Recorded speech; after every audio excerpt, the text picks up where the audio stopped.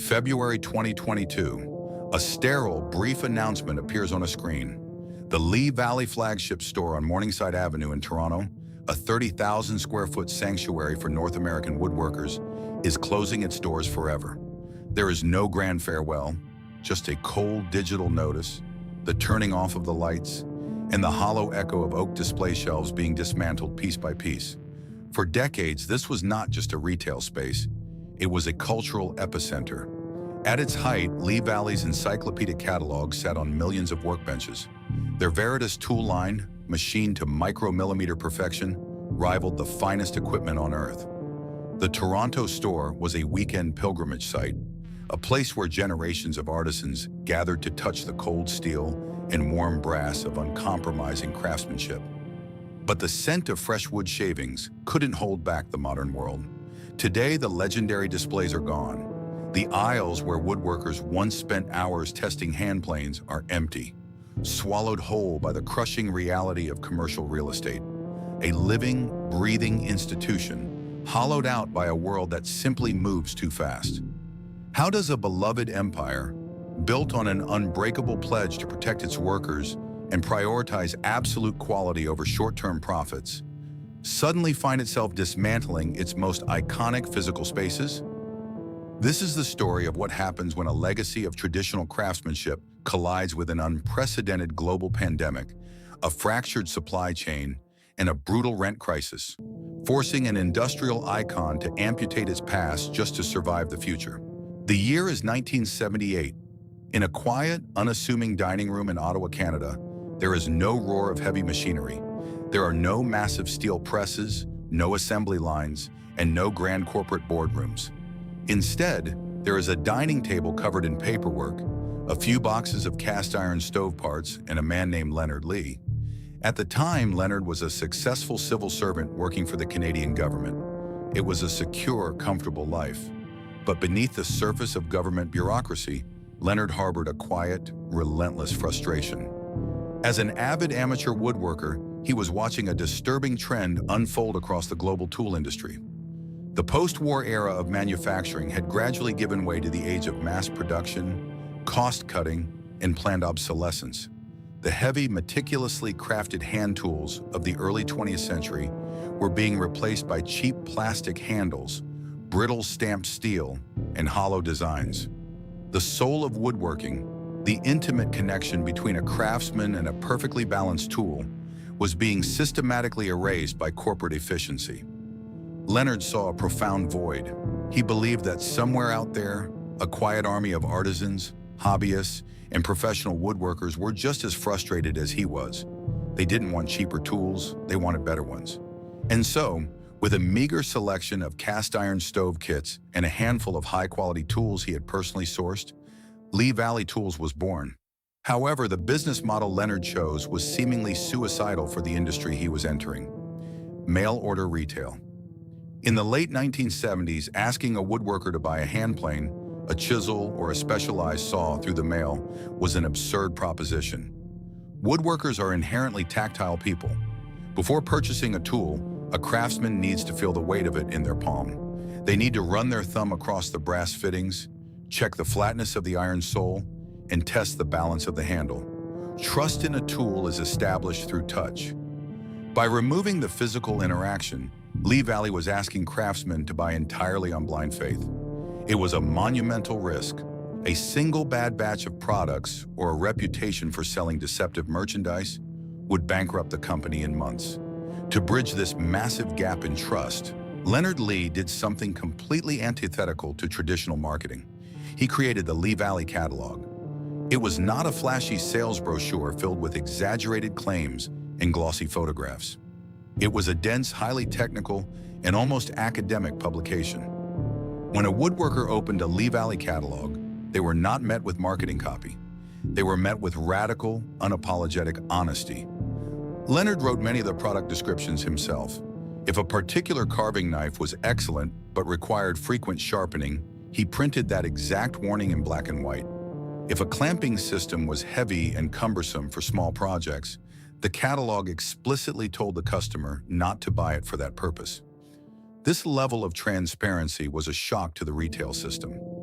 In an era where companies were desperate to hide the flaws in their products, Lee Valley highlighted them. The catalog functioned less like a store and more like a trusted advisor whispering over the craftsman's shoulder.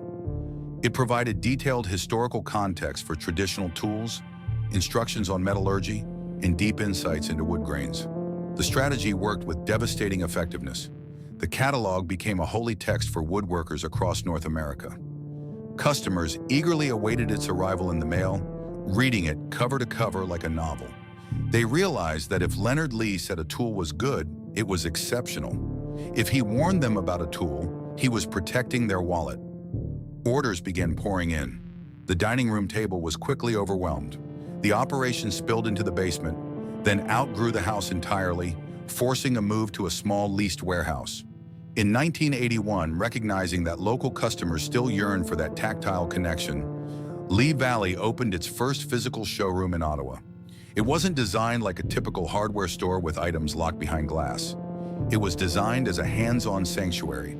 Customers were encouraged to pick up the tools, dismantle them, and test them on actual wood before spending a dime. Throughout this rapid expansion, Leonard enforced an ironclad internal culture. Employees were paid fairly, given profit-sharing options, and instructed never to push a sale. The directive was simple: solve the customer's problem, even if it means sending them to a competitor. This generated a level of brand loyalty that corporate giants could spend billions trying to artificially manufacture. By the late 1980s, Lee Valley Tools had cemented itself as a mail-order titan and a rapidly growing physical retail presence. They were sourcing the finest tools from Sheffield, Germany, and Japan. But as the decade drew to a close, Leonard Lee stared down a new, existential threat. The global manufacturing base was deteriorating faster than he could scout it. Even the legacy toolmakers in Europe were beginning to compromise on their steel and machining tolerances to survive in a market flooded with cheap imports. Lee Valley was built on a promise of absolute quality, but they were entirely at the mercy of third-party manufacturers who were slowly lowering their standards. Selling the best tools in the world was no longer enough. To guarantee the unyielding quality his customers expected, Leonard realized he had to do the impossible. He had to stop just selling tools and start forging them. By the late 1980s, a quiet crisis was unfolding across the global tool manufacturing industry.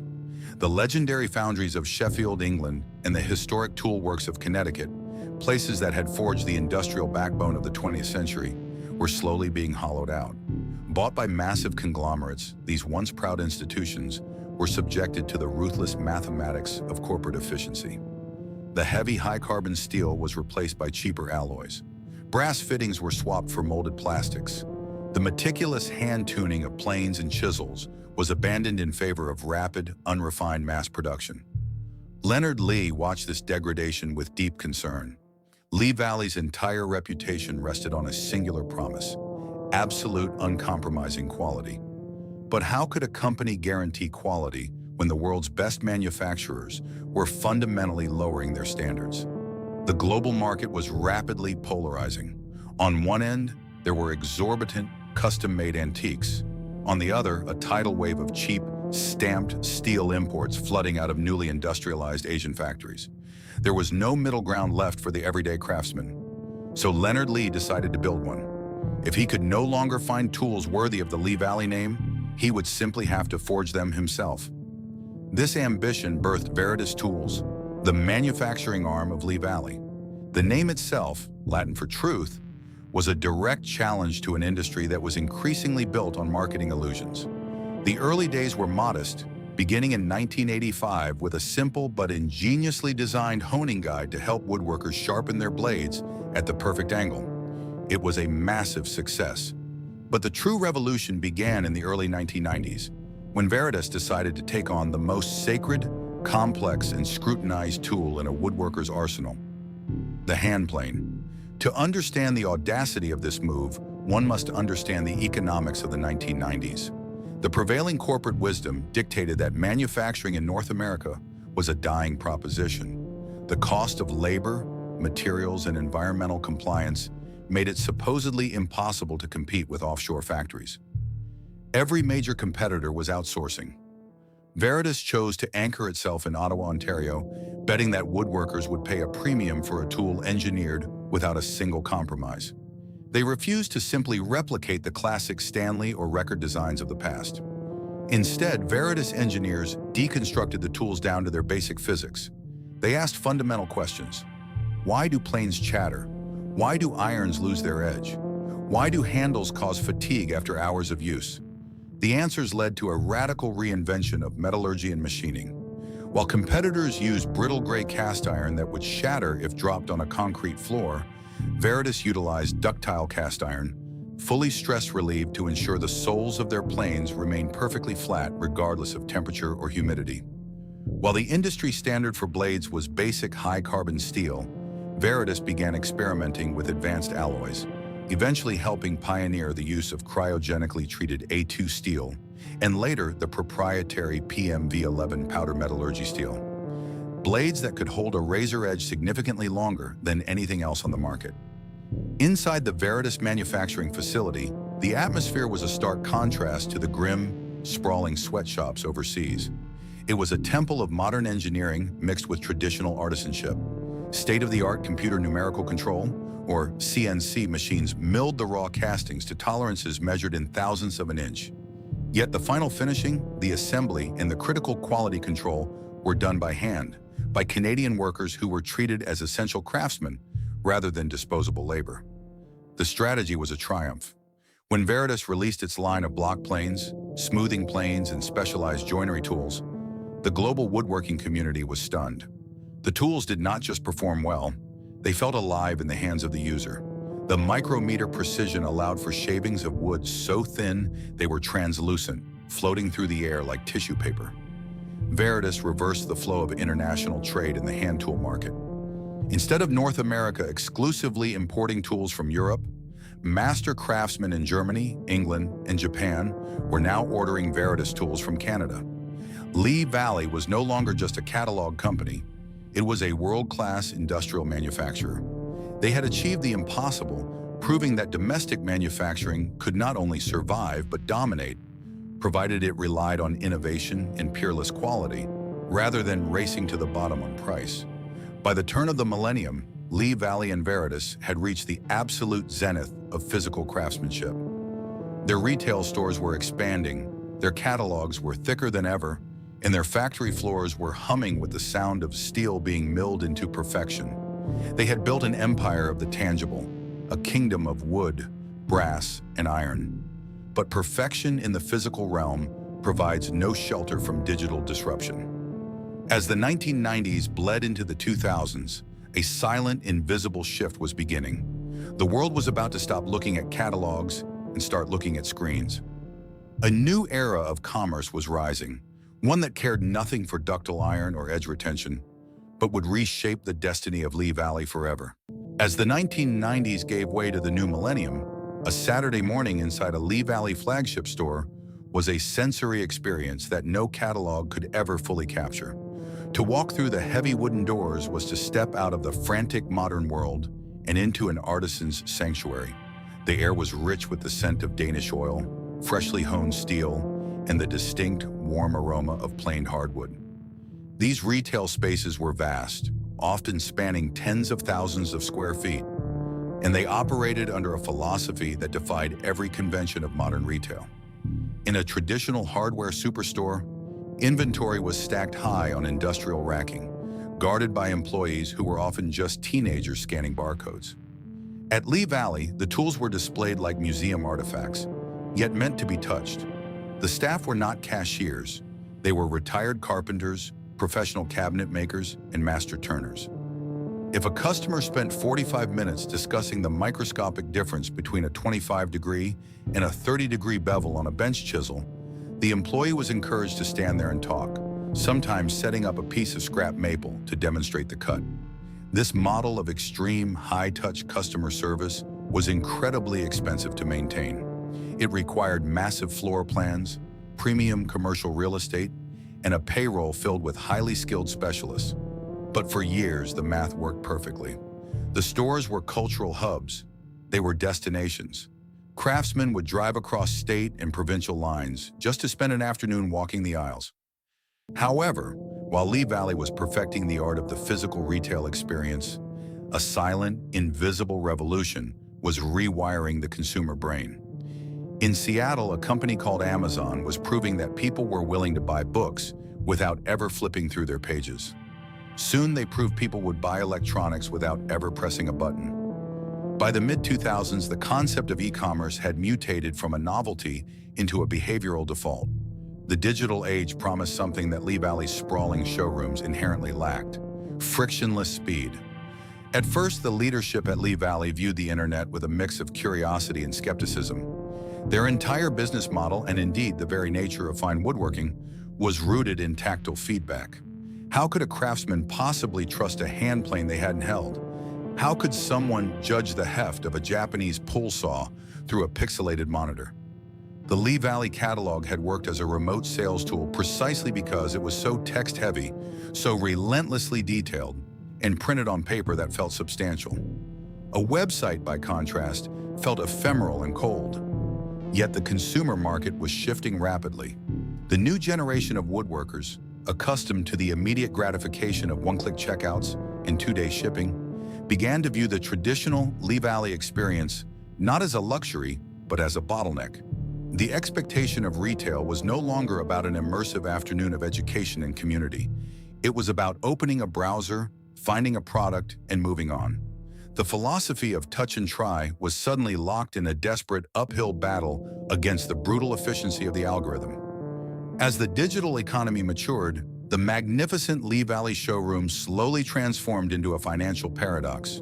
They were still beloved by the community, but the way customers interacted with them began to change. A new, quietly devastating retail phenomenon emerged: showrooming. A customer would walk into the Toronto or Vancouver location, spend an hour speaking with a master woodworker about the nuances of Japanese waterstones, physically handle the products, and then pull out a smartphone to see if a similar item could be purchased online for a fraction of the price with free delivery. While Lee Valley's proprietary Veritas tools were protected by their exclusivity, the company's vast inventory of third-party hardware, gardening supplies, and general woodworking accessories faced relentless, aggressive undercutting from online mega-retailers. Lee Valley was effectively paying for the commercial real estate, the inventory holding costs, and the expert staff to educate consumers who would then finalize their purchases in the digital aisles of a competitor. Furthermore, the company's legendary mail-order operation was feeling the strain of the new era. For decades, the Lee Valley catalog had been their greatest weapon.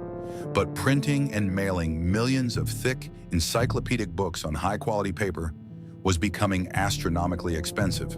Postage rates climbed, paper costs surged. The environmental consciousness of the 2010s also made the mass mailing of heavy catalogs seem increasingly archaic. Lee Valley was forced to digitize, launching an online storefront to keep pace. But porting their identity to the web was a cultural clash. The deep, brutally honest product descriptions that made the print catalog a woodworker's Bible were difficult to translate to a web interface designed for rapid scrolling and short attention spans. The financial burden of maintaining their colossal physical footprint began to weigh heavily on the balance sheet. A 30,000 square foot store in a major metropolitan area requires a staggering volume of daily foot traffic just to break even on the rent and utilities. As more of their own loyal customers transitioned to buying directly from the Lee Valley website, the massive physical stores were cannibalized by the company's own digital success. The foot traffic thinned, but the overhead remained toweringly high. Lee Valley was caught in a painful transition. They were carrying the heavy, expensive armor of a legacy brick-and-mortar retailer while trying to fight a war on a digital battlefield. Their unwavering commitment to their staff meant they refused to slash payroll, and their commitment to the customer meant they refused to downsize the in-store experience. They were absorbing the financial hits out of principle, but profit margins in the manufacturing and retail of high-end tools are agonizingly thin. The digital shift was draining their retail revenue, and behind the scenes, a completely different storm was gathering. While the stores struggled to justify their massive square footage, the Veritas manufacturing arm was about to be hit by a crisis that threatened the very raw materials they needed to survive. To build a Veritas hand plane, you do not start with a blueprint, you start with the earth. The creation of these world-class tools required an incredibly specific, uncompromising recipe of raw materials. It demanded ductile cast iron that could withstand immense pressure without cracking. It required solid brass for the adjustment knobs, offering both weight and a resistance to corrosion. Most importantly, it required highly specialized, weapon-grade steel for the blades, alloys like A2, O1, and eventually the proprietary PMV11 powder metallurgy steel. For the first 2 decades of the Veritas experiment, securing these materials was a relatively stable process. But as the 2010s progressed, the global commodities market began to violently fracture. The world was entering a new era of hyper-industrialization and geopolitical trade tension. Emerging superpowers were consuming staggering amounts of raw steel, copper, and zinc to fuel unprecedented infrastructure booms. Simultaneously, international trade wars began to rewrite the cost of importing specialized metals into North America. Tariffs on steel and aluminum were introduced, debated, and weaponized by global governments, sending shockwaves through domestic manufacturing sectors. For a massive corporation producing millions of cheap, disposable goods, a spike in raw material cost was easily mitigated. They simply reduced the quality of the product. A metal gear would be quietly swapped for a nylon one. A steel chassis would be thinned out by a fraction of a millimeter. But for Lee Valley and its Veritas manufacturing arm, this avenue of escape was entirely closed off.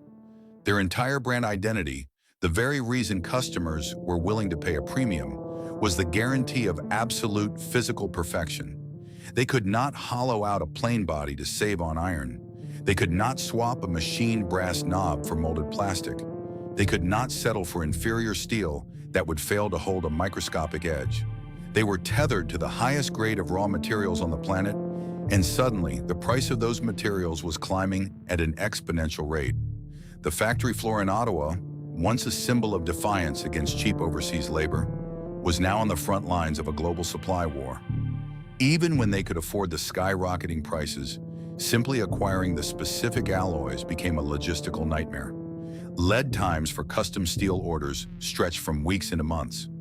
The foundries that supplied their raw castings were facing their own labor and material shortages, creating a domino effect of delays that crippled production schedules. This fracture in the supply chain triggered a profound internal crisis for Lee Valley.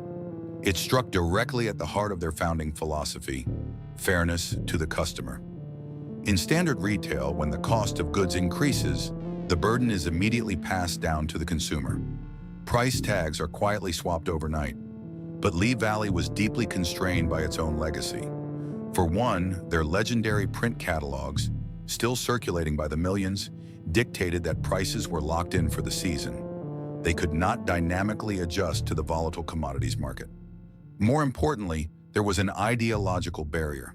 The company had spent decades treating woodworkers not as consumers to be squeezed, but as a community to be supported. Raising prices dramatically to protect profit margins felt like a betrayal of the trust Leonard Lee had built at that dining room table in 1978. As a result, Lee Valley made a conscious, painful choice. They absorbed the blows. Instead of passing the hyperinflated costs of brass and steel entirely onto the woodworkers, the company allowed its own profit margins to be quietly, relentlessly eroded. The financial strain was immense. The sprawling retail stores were already bleeding revenue to the frictionless convenience of e-commerce. And now the manufacturing arm, which had once been their greatest competitive advantage, was becoming a heavy financial anchor. The cost of operating state-of-the-art CNC machines, paying skilled Canadian machinists, and purchasing premium raw materials at inflated prices was stretching the company's capital to its absolute limits. The entire ecosystem was under extreme tension. The retail side was fighting a digital ghost, while the manufacturing side was fighting a global material war. To navigate this dual-front crisis required a steady hand, a singular vision, and the unyielding moral compass that had guided the company through every previous storm. But just as the structural integrity of the Lee Valley Empire was being tested like never before, the compass shattered. The company was about to face a loss far more devastating than any balance sheet deficit.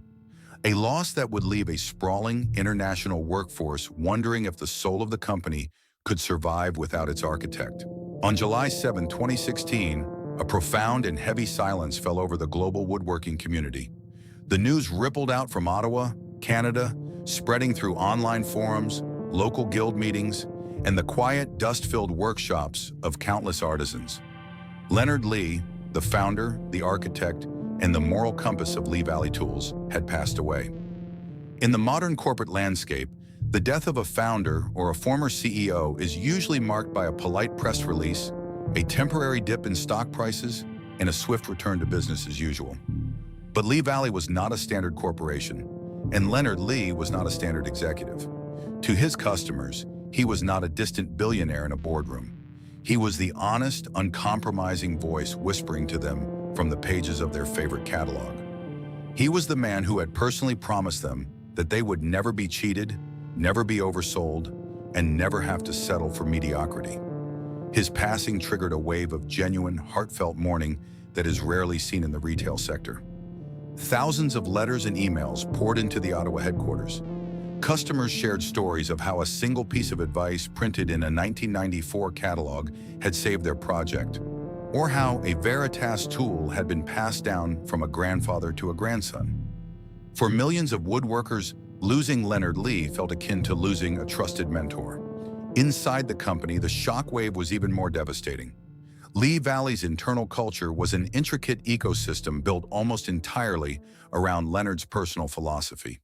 He was the gravity that held the sprawling operation together. He was famous for walking the floors of the retail stores, quietly observing how customers interacted with the displays. He was known for stepping onto the Veritas factory floor, holding a newly minted plane iron to the light, and halting an entire production run if the finish did not meet his exacting, almost impossible standards. Many of the employees had been with the company for decades. They had not stayed for exorbitant corporate salaries. They had stayed for the culture of respect that Leonard had fostered. They were paid fairly, they were given a share of the profits, and they were trusted to treat the customer as a peer rather than a walking wallet. With his sudden absence, a terrifying void opened up at the heart of the company. The patriarch was gone. The immense, crushing weight of this legacy now rested entirely on the shoulders of his son, Robin Lee. Robin was not a newcomer to the business. He had been intimately involved in the company's operations for years, officially taking on the role of president in 2001, while his father transitioned to chairman. Robin had been the driving force behind the expansion of the Veritas manufacturing arm and the modernization of their facilities. He understood the steel, he understood the tools, and he understood the market. But leadership is about more than operational competence. It is about psychological anchoring. For 15 years, even with Robin running the day-to-day business, Leonard had remained the ultimate safety net. If a controversial decision had to be made, or a rigid stance against market trends had to be defended, Leonard's presence provided an unassailable shield of credibility. Now that shield was gone. Robin found himself in one of the most unenviable positions in modern business history. He was tasked with preserving the sacred, uncompromising soul of a beloved 20th century institution, while simultaneously steering it through a violently turbulent 21st century economy. The grace period for mourning was cruelly brief. The external pressures that had been slowly building against Lee Valley did not pause out of respect for the founder's passing. The e-commerce giants were continuing to siphon away the younger generation of woodworkers, conditioning them to value next-day delivery over lifelong durability. The global supply chain was still fracturing, steadily driving up the cost of the premium metals required by the Veritas factory. Robin Lee knew that to honor his father's true legacy, the company could not simply become a stagnant museum of the past. It had to evolve and fight for its survival. But how do you modernize a brand whose entire identity is rooted in tradition? Every necessary adjustment, whether it was streamlining the catalog, modifying a store layout, or updating a digital storefront, was scrutinized by a deeply protective, highly vocal customer base, terrified that the company was losing its way without Leonard. It was a delicate, agonizing tightrope walk between preserving the past and securing the future. The company was surviving, relying on its massive reserves of goodwill and the unmatched quality of its manufactured tools. But while management's eyes were focused on the digital horizon and the global supply of steel, A silent, predatory force was closing in on their most prized physical assets right in their own backyard. The emotional foundation of Lee Valley had been shaken to its core. Now, the literal, concrete foundations of their empire were about to come under siege.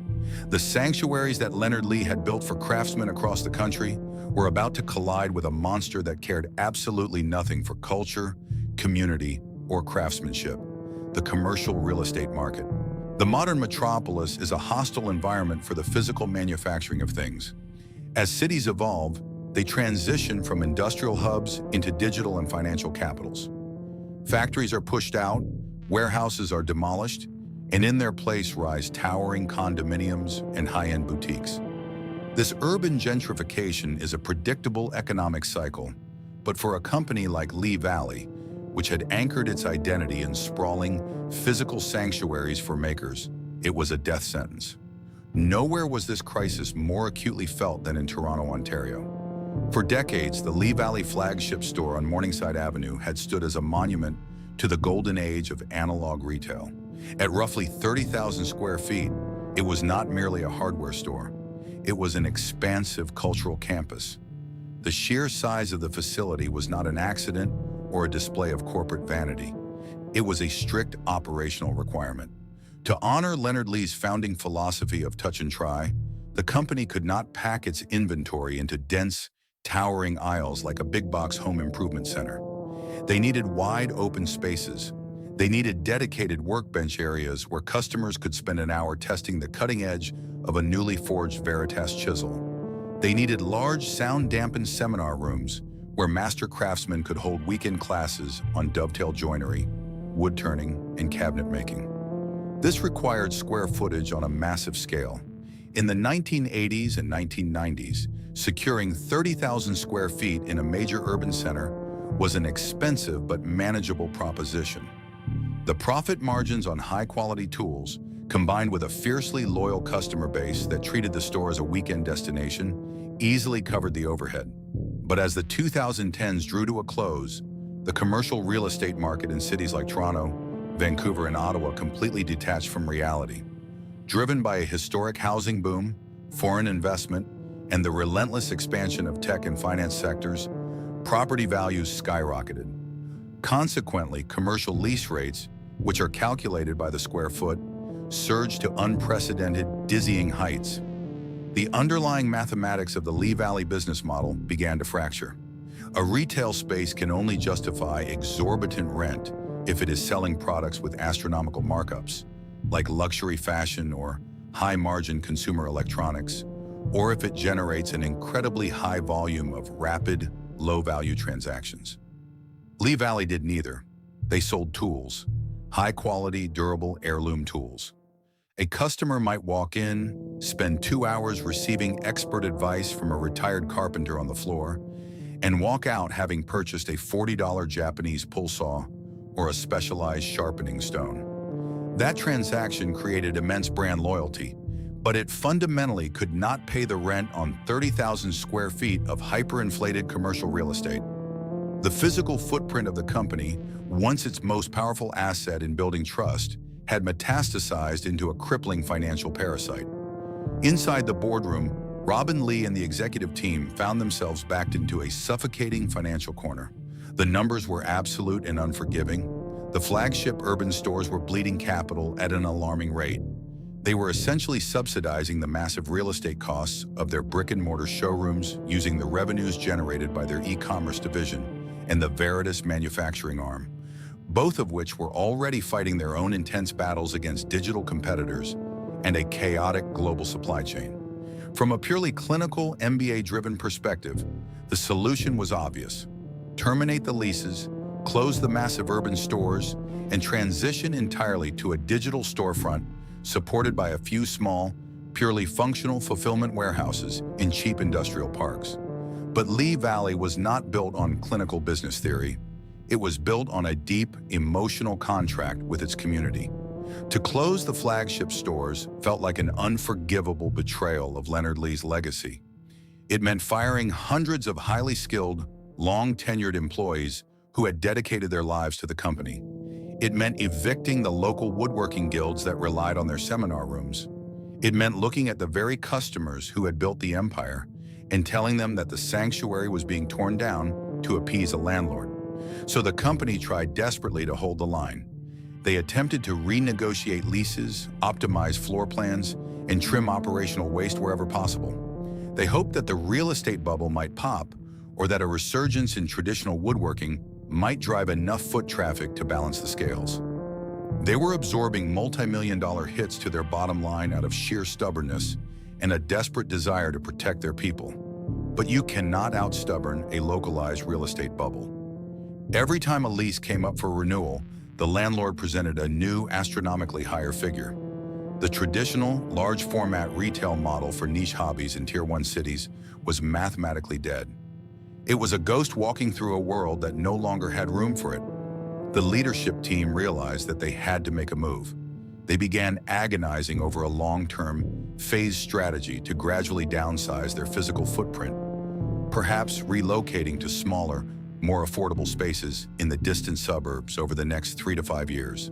They needed time to execute a graceful, dignified exit from the urban centers without shocking their customer base or abandoning their employees overnight.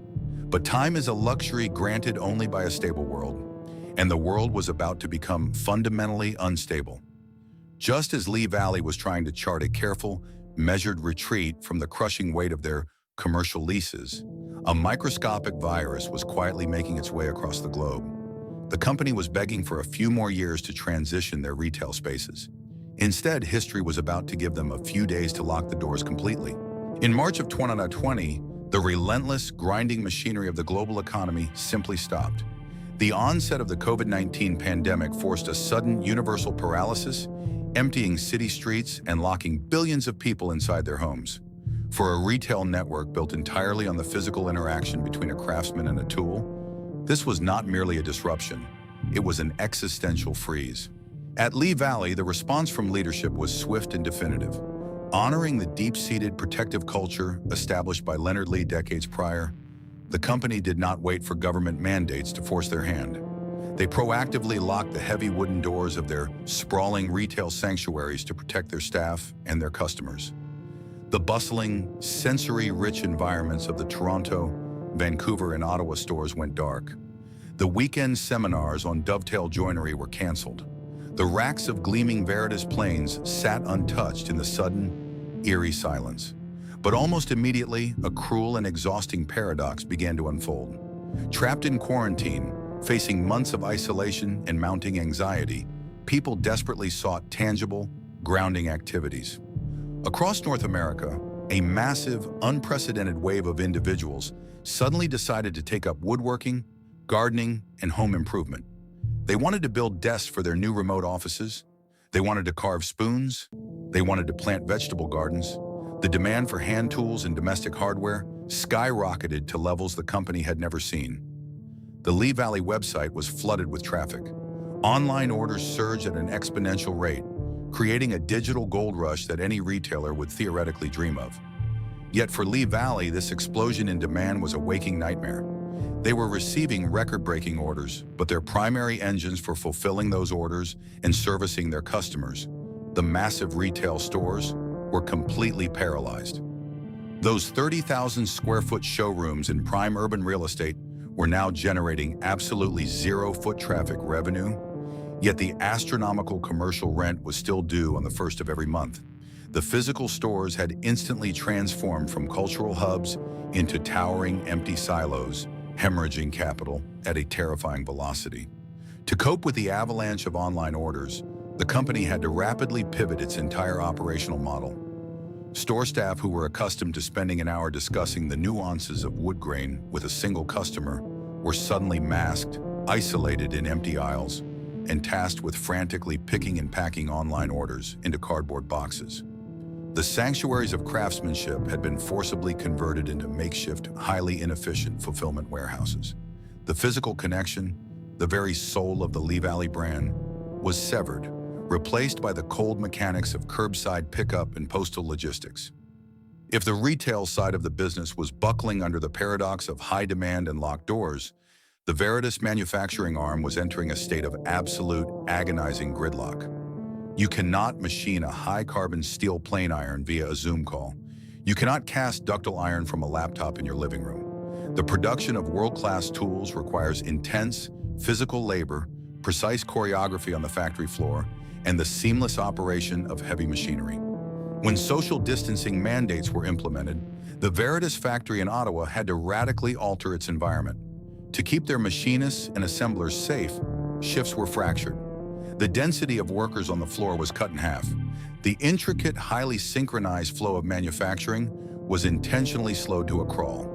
Simultaneously, the global supply chain, which had already been fracturing due to trade wars and rising commodity prices, completely shattered. The international shipping lanes froze. The foundries that supplied Veritas with raw castings shut down due to their own COVID outbreaks. The specialized brass and powdered metallurgy steel required to build their signature tools simply stopped arriving at the loading docks. The mathematical reality of this squeeze was devastating. Lee Valley was facing the highest customer demand in its 40-year history, yet they had a crippled manufacturing floor, a severed supply chain, and no raw materials to actually build the products. Back orders, which were historically rare and quickly resolved, began to stretch into infinity. A customer ordering a specialized router plane might be told they would have to wait 6, 8, or even 12 months for delivery. For a company whose entire reputation was built on reliability and supreme customer satisfaction, sending out endless delay notices was a deeply demoralizing experience. The staff was exhausted, the supply lines were dead, and the financial pressure was mounting by the hour. Behind closed doors, the executive team looked at the balance sheets, and the grim truth could no longer be ignored or delayed. The pandemic had not necessarily created a new problem. It had violently accelerated a 10-year decline into a 10-month crisis.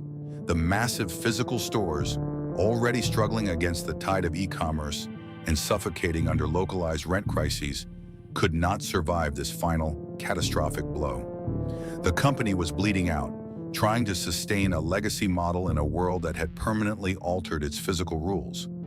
Robin Lee and the leadership team realized that they had run out of time, space, and miracles.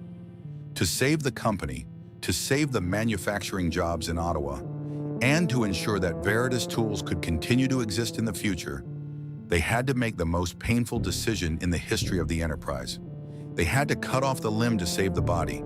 The cultural epicenters had to fall, and the first to go would be the crown jewel of their retail empire. The winter of 2022 in Toronto was bitter and unforgiving, both in temperature and in economic reality. On Morningside Avenue in the Eastern District of Scarborough, an era was quietly drawing to a close. For over 2 decades, the Lee Valley flagship store at this location had stood as the ultimate physical manifestation of Leonard Lee's retail philosophy. It was a sprawling 30,000 square foot cathedral of craftsmanship. But now, the heavy wooden doors were preparing to close forever. When the announcement was made public, the reaction from the woodworking community was not just disappointment, it was a profound collective grief. To the outside observer, it was simply another retail casualty of the pandemic era. A large format store failing to justify its lease in a market dominated by digital shopping. But to the artisans, carpenters, and hobbyists of Ontario, it felt like the loss of a historic landmark. The dismantling of the Morningside store was a slow, agonizing process. It was not a sudden bankruptcy where the doors were chained shut overnight by creditors. It was a methodical, dignified, and deeply melancholic deconstruction. Inside the massive showroom, the sensory experience that had defined the brand for a generation began to fade. The familiar, comforting scent of Danish oil and fresh wood shavings was gradually replaced by the sterile smell of cardboard packing boxes and industrial tape. The physical architecture of the store, the heavy oak display cases, the specialized lighting that highlighted the grain of the wooden tool handles, the long workbenches scarred by thousands of test cuts, had to be taken apart piece by piece. These were not cheap modular retail shelves that could be thrown into a dumpster. They were custom-built fixtures, crafted with the same respect for material that the company demanded of its tools. Watching them being unbolted and hauled away felt to many longtime employees like watching a family home being torn down to the studs. For the staff, the closure was a deeply personal trauma. The men and women who worked the floor at Morningside were not transient retail employees. Many of them were master woodworkers, retired cabinet makers, and passionate hobbyists who had spent 10, 15, or even 20 years wearing the signature Lee Valley apron. They had built a tightly knit community within those walls. They knew their regular customers by name. They knew the specific projects those customers were building in their basements and garages. For Robin Lee and the executive team in Ottawa, signing the final paperwork to vacate the Morningside location was an agonizing admission of defeat against the forces of modern commerce. They had fought for years to subsidize these sprawling spaces, viewing them not just as profit centers, but as essential cultural investments. But the pandemic had burned through the capital reserves required to fight that war. The decision to close Morningside and eventually to radically downsize other urban locations was a brutal act of corporate triage. It was the amputation of a beloved, historical limb to ensure that the heart of the company could continue beating. In the final weeks leading up to the closure, a phenomenon occurred that defied modern retail logic. Customers did not flock to the store looking for aggressive liquidation bargains. In fact, Lee Valley's pricing remained remarkably steadfast. Instead, they came to pay their respects. They drove from across the province, some traveling hours, simply to walk the aisles one last time. Fathers brought their sons and daughters to show them the place where they had bought their first block plane decades earlier. Master carpenters sought out specific employees to shake their hands and thank them for years of patient advice. The checkout lines were often delayed not by logistical issues, but by tears. People stood at the counters sharing stories of heirloom furniture they had built, wooden boats they had restored, and skills they had learned, all originating from this specific 30,000 square foot patch of commercial real estate. The emotional weight of these final days stood in stark, brutal contrast to the cold financial mechanics that had necessitated the closure. The landlord of the Morningside property was not acting out of malice. They were simply operating within the ruthless, mathematical parameters of the Toronto real estate market. The land beneath the store had become exponentially more valuable than the business operating on top of it. The lease rates required for a space of that magnitude had permanently eclipsed the profit margins of selling hand tools, no matter how exquisite those tools were. When the final day arrived, there was no grand ceremony. The remaining inventory was packed onto pallets and loaded into transport trucks, destined for centralized fulfillment warehouses, where it would eventually be shipped out in individual cardboard boxes to online buyers. The custom display racks were removed. The seminar rooms, which had hosted thousands of hours of passionate instruction on joinery and wood turning, were swept clean and left completely hollow. As the last employees clocked out, handed in their green aprons, and walked out into the freezing Toronto air, the lights inside the Morningside store were switched off for the final time. The illuminated Lee Valley sign on the exterior of the building went dark. The flagship had fallen. The golden age of the sprawling, high-touch, immersive woodworking store was officially over. The physical empire that Leonard Lee had built piece by piece, catalog by catalog, had been forced into a devastating retreat by the very city it had served for decades. Yet the closure of the Morningside store was not a death certificate for the company. Lee Valley Tools was not bankrupt. The Veritas factory in Ottawa was still standing, still machining the finest steel in the world, and frantically struggling to catch up with a massive backlog of digital orders. The company had survived the economic storm, but it had paid a terrible, irreplaceable price. They were alive, but they were fundamentally altered, stepping out of the physical sanctuary and into a colder, transactional, digital-first reality. Today, the Lee Valley Empire is not a ruin. It is instead a profoundly transformed entity. If you order a Veritas custom bench plane right now, the craftsmanship remains impeccable. The blade will hold an edge that defies logic, and the ductile cast iron sole will be machined to a tolerance that satisfies the most obsessive artisan. But that tool will likely arrive on your doorstep in a corrugated cardboard box, handed to you by a hurried delivery driver, rather than being carefully presented to you by a retired cabinet maker inside a sprawling, wood-scented sanctuary. This is the bittersweet reality of Lee Valley's survival. Under the steady stewardship of Robin Lee, The company successfully navigated one of the most treacherous retail and manufacturing environments in modern history. Through the rise of e-commerce, the fracturing of global supply chains, and the paralyzing grip of a worldwide pandemic, they did not compromise the metallurgical integrity of their tools. They did not resort to outsourcing Veritas production to the lowest offshore bidder. They fought tooth and nail to honor the core promise Leonard Lee made at his dining room table in 1978: absolute, unyielding quality. But to protect that core, they had to surrender their physical kingdoms. The company transitioned into a highly efficient, digital-first operation, supported by a network of smaller, more localized retail formats. These new stores are functional, modern, and pragmatic. They serve the purpose of commerce perfectly, allowing for quick pickups and streamlined logistics. Yet by their very nature, they cannot replicate the grand, immersive cultural hubs of the past. The sprawling 30,000 square foot campuses, where generations gathered to learn joinery, argue over bevel angles, and simply be around others who respected the craft, were quietly reclaimed by the unforgiving mathematics of urban real estate. The transformation of Lee Valley Tools reveals a cold, undeniable truth about the modern industrial era. We like to believe that if a company simply does the right thing, if it treats its employees with deep respect, if it refuses to cut corners on manufacturing, and if it prioritizes the customer's education above immediate profit, it will be granted immunity from the brutal forces of the market. Lee Valley did everything right.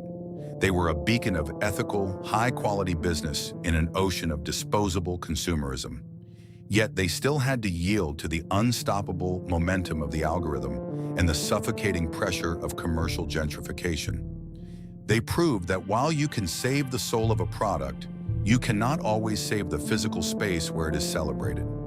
The true legacy of Leonard Lee and his grand experiment survives today, not in the brick and mortar of major cities, but in the millions of tools that sit quietly on workbenches around the world.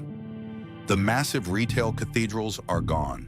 The weekend pilgrimages to Morningside Avenue are a thing of the past, but the instruments of creation remain, heavy with brass and steel, patiently waiting for the craftsman's hand. The story of Lee Valley Tools is a sobering reminder that in the modern economy, exceptional quality and unyielding ethics are not always enough to protect physical spaces. We often like to believe that if a business simply does the right thing, if it genuinely respects its workers, honors its customers, and builds products meant to last a lifetime, it will be rewarded with permanence. But the commercial real estate market holds no sentimentality for craftsmanship. The relentless math of urban gentrification and the frictionless speed of digital algorithms do not care about the smell of Danish oil, the camaraderie of a weekend seminar, or the perfect balance of a smoothing plane. Lee Valley survived a gauntlet that destroyed thousands of other retailers because they were ultimately willing to make an agonizing sacrifice. They realized that their true legacy was not the sprawling 30,000 square foot cathedrals of retail they had built in the world's most expensive cities. Their true legacy was the steel. It was the uncompromising precision of a Veritas tool and the absolute honesty of their business practices. To save the craft, they had to abandon the sanctuaries. Today, the massive showrooms in places like Toronto may be gone, replaced by the silent, sterile efficiency of localized fulfillment centers and digital shopping carts. A generation of woodworkers lost their weekend gathering places, those quiet aisles where they could spend hours talking to retired master carpenters.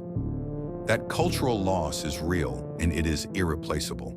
Yet in basements, garages, and independent workshops across the world, the spirit of Leonard Lee's original vision remains very much alive.